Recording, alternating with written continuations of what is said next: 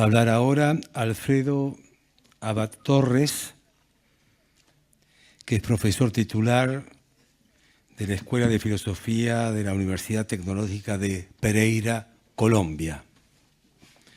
Es doctor en Filosofía de la Universidad de Antioquia. Dirige el grupo de investigación Filosofía y Escepticismo.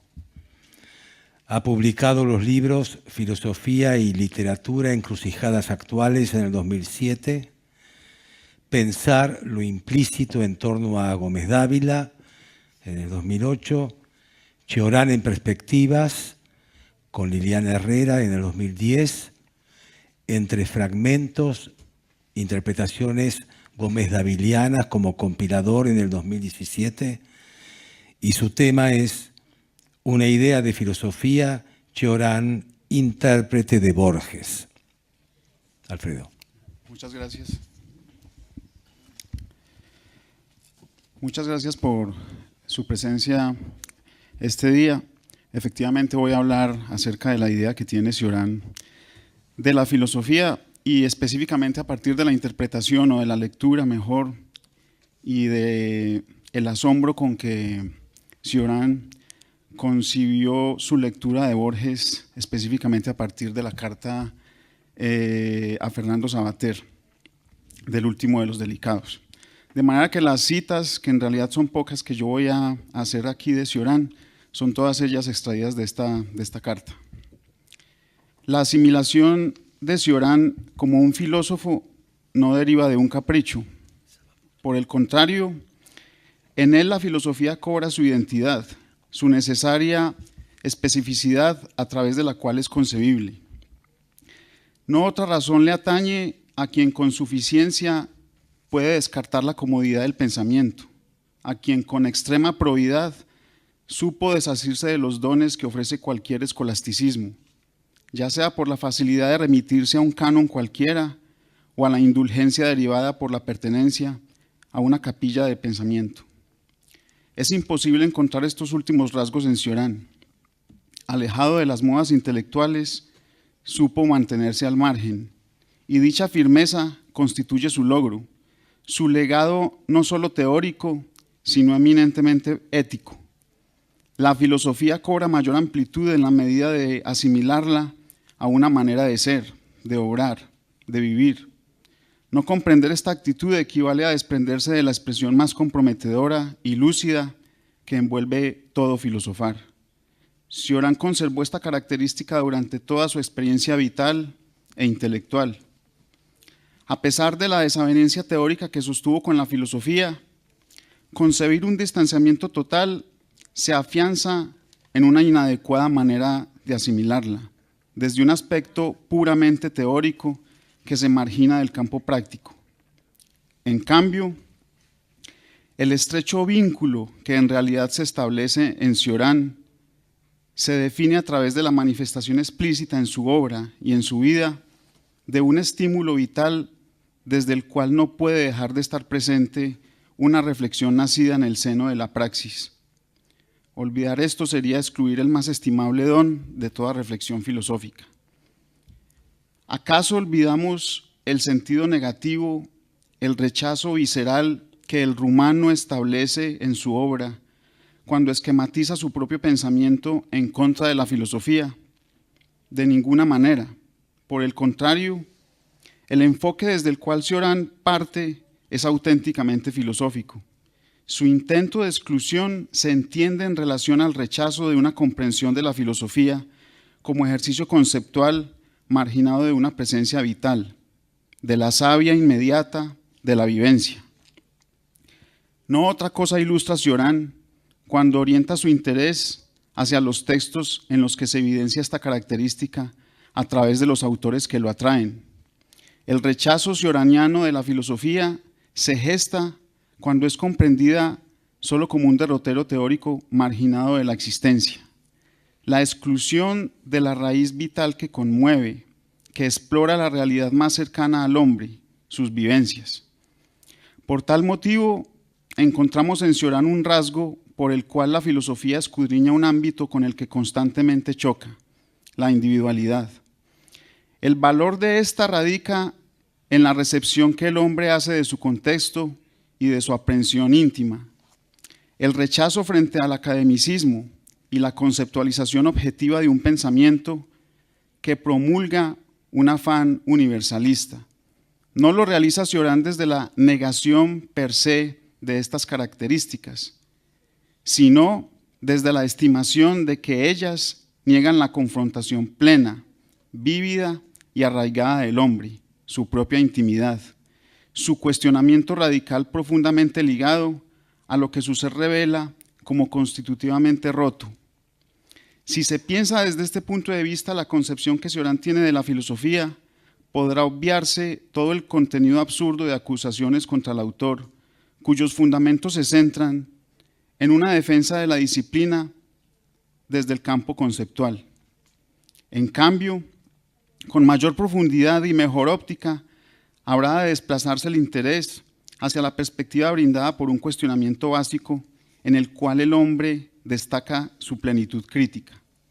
Su más ahincado interrogante: ¿quién o qué es?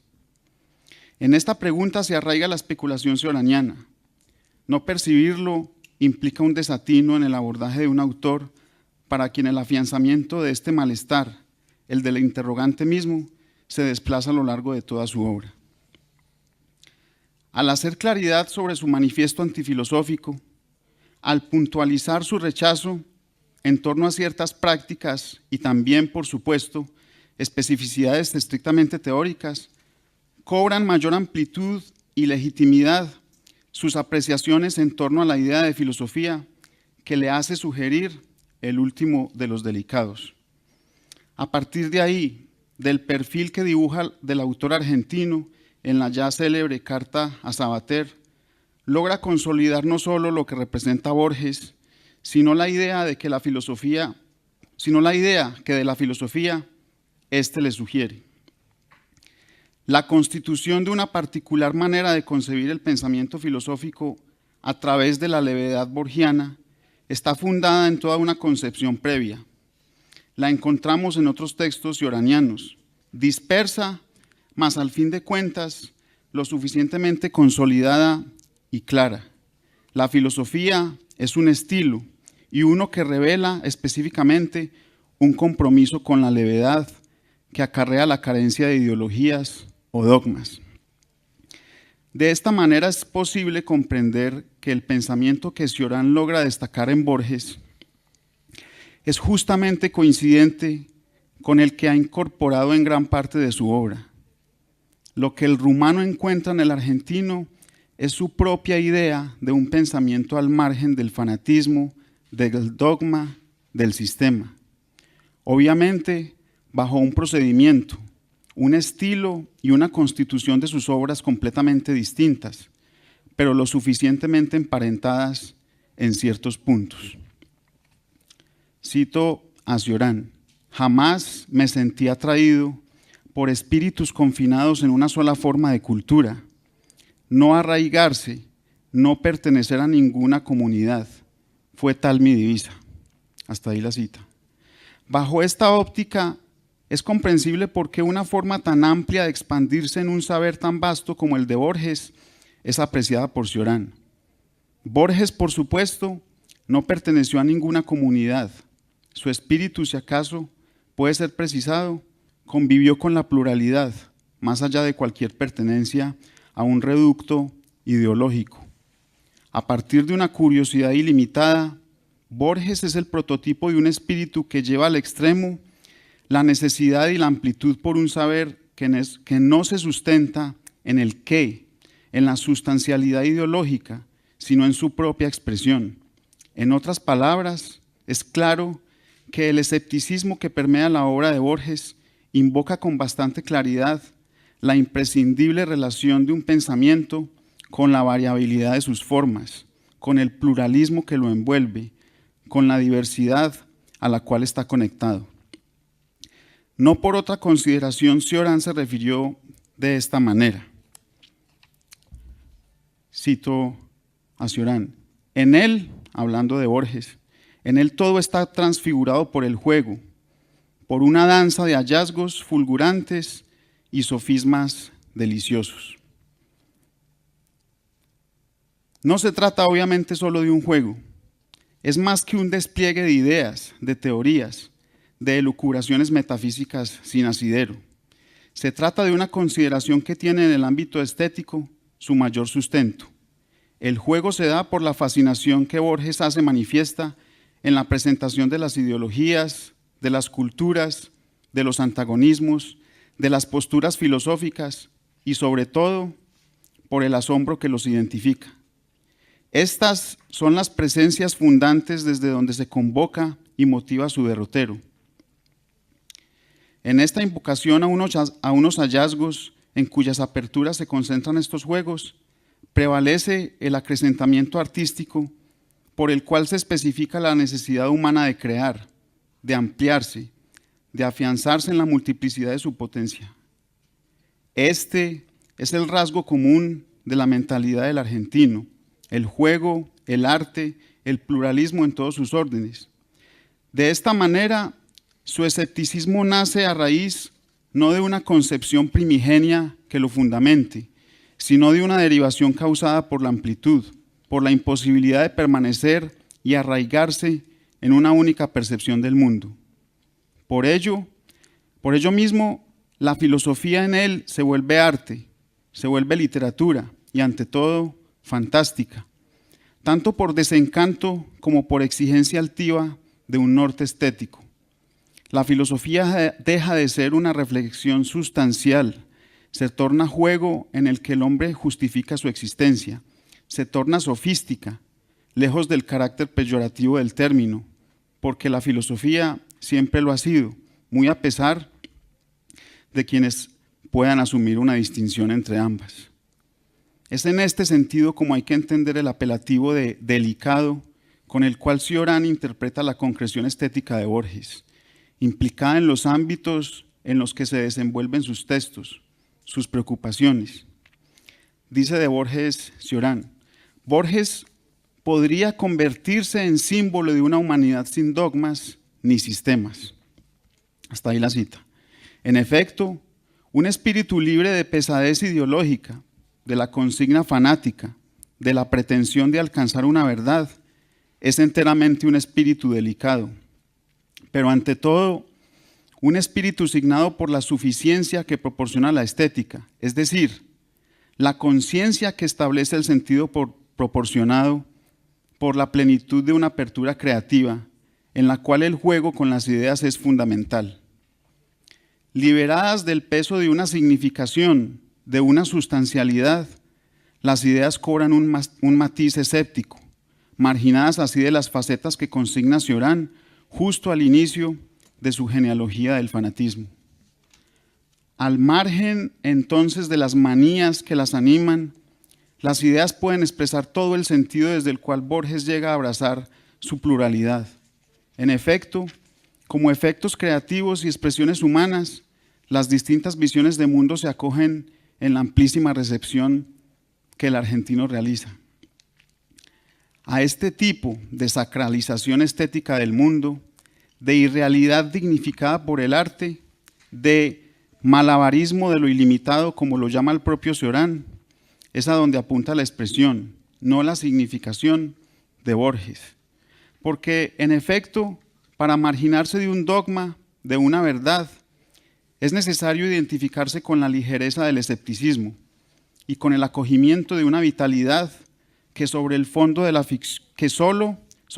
de la ficción logra consolidarse. Se entiende así la proyección de este tipo de posibilidad, que el sustento de nuestras búsquedas, de nuestras interpretaciones, de nuestras orientaciones, esté dado por la majestuosidad de la ficción. ¿Cómo apoyarnos en el vacío? Tal es la consigna que se aprecia en la práctica de este esteta.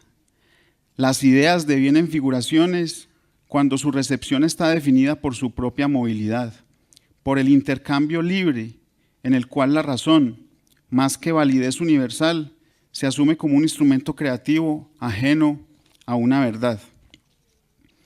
Puede hallarse una en Borges Quizá la displicencia con que asume la posibilidad de adherir a un programa, a una pertenencia, a una ideología.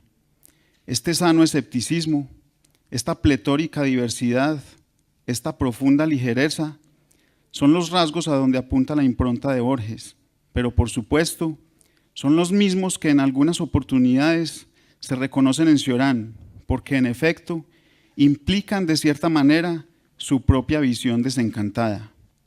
Desde ella se consolida su crítica a la filosofía, la cual no es otra cosa sino su idea de filosofía, su marginamiento de los sistemas, su adhesión a la constitución improvisada, fragmentaria, libre de totalidades inapelables. De ahí su interés, su invocación a un manifiesto casi utópico, la especificidad dada en Borges de una filosofía que se orienta solo bajo la presencia del esteta.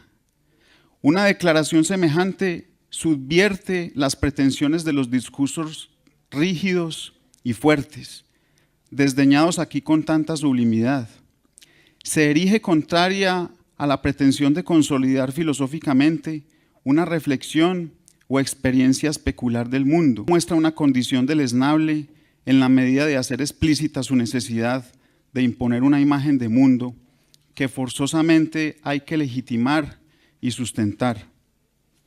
Esta imposición no solo margina las dudas, sino que constriñe la inescrutabilidad y misterio mismo del hombre, de acuerdo a la perspectiva enteramente contradictoria y en cierto sentido trágica sobre el hombre del pensador rumano. Para Borges, en cambio, la filosofía muestra una condición que no necesariamente se acoge como negativa, a pesar de las reticencias escépticas que circunscriben su postura. El hecho estético, el aspecto formal, la ligereza que demanda una adopción de tal perspectiva involucran un sentido más amplio. Pero la especificidad del horizonte estético con el que Borges perfila las concepciones de mundo y sobre todo las especulaciones metafísicas no es un rasgo carente de sustento. El mismo Nietzsche lo subraya no pocas veces cuando ante todo define la forma como la única sustancialidad. El peculiar abordaje sobre las distintas concepciones, pensamientos, imaginarios y sueños que Borges destaca tiene, como ya se ha repetido, un fondo estético. En este se demarca la consideración y el sentido de lo que Cioran reconoce en su carta a Sabater. No deja de ser sugerente este atractivo, puesto que involucra un ámbito ajeno a Cioran mismo, la inmersión en una utopía, la cual al mismo tiempo representa cabalmente sus aspiraciones a un mundo sin dogmas, sin verdades fundantes, un mundo escéptico al fin y al cabo. Esta ambición es quizá una utopía, la mayor de todas. Quizá por eso sea en los sueños, en las fantasías, en la constitución de un infinito interpretativo, en donde Borges exponga con mayor amplitud y profundidad también su idea de lo que la filosofía y el pensamiento en general logra desplegar.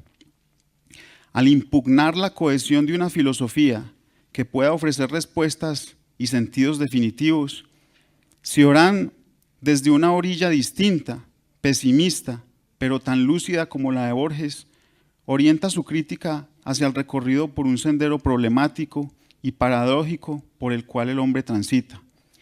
El mismo que Borges supo recorrer en sus laberintos, el mismo que logró plasmar en la infinidad de reflejos que nos circundan. Muchas gracias.